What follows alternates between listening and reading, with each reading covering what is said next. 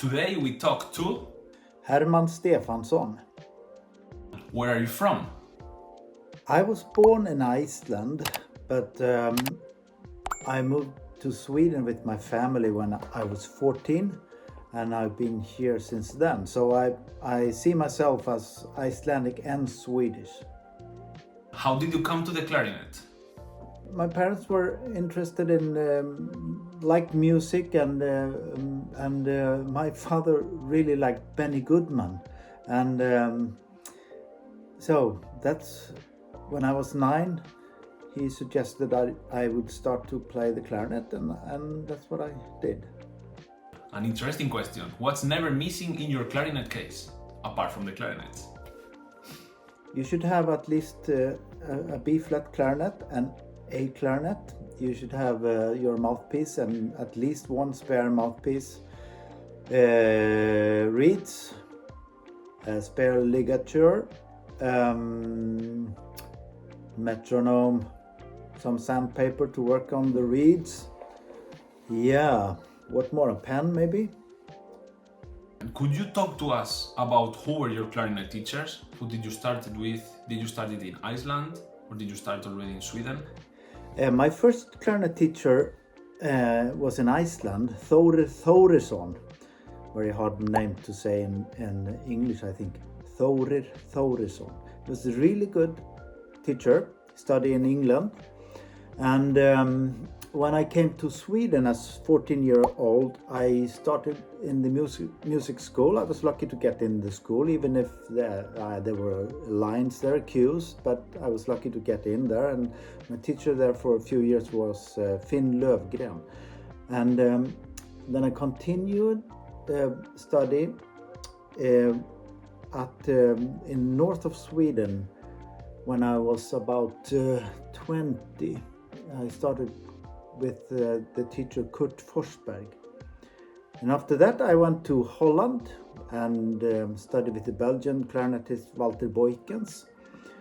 After that I wanted to go to America, and I found this really legendary teacher, Mitchell Lurie, who was teaching at University of Southern California in Los Angeles. So I went there, and after 1 year there he retired, and in the same school Yehuda Gilad was teaching, and I decided to stay 1 more year to be able to study with him. Could you talk to us about the great Yehuda Gilad? What did you learn? Why do you recommend to study with him? Who is Yehuda Gilad for you? First, I want to explain a little bit, because I took a little bit different way than I think is more normal for clarinetists that gets a pretty good Scandinavian career as I've had. But when I was 18, I was really tired of school. So I was a factory worker for 2 years, and I was driving big machines, and we were making, things for furniture, but and it was really, I liked it. But I decided to go to study clarinet, and I decided to be a clarinet teacher, which I finished my study there in north of Sweden with Kurt Forsberg in Piteå, and suddenly I realized I really want to try to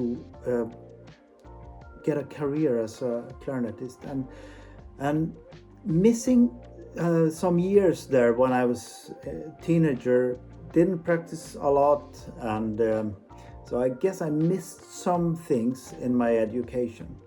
And the things I learned from Yehuda Gilad were probably the things I should have learned when I was 15 or 17 or something like that. But it's never too late. And he was the last teacher I had. And of course, all the teachers were really important for me.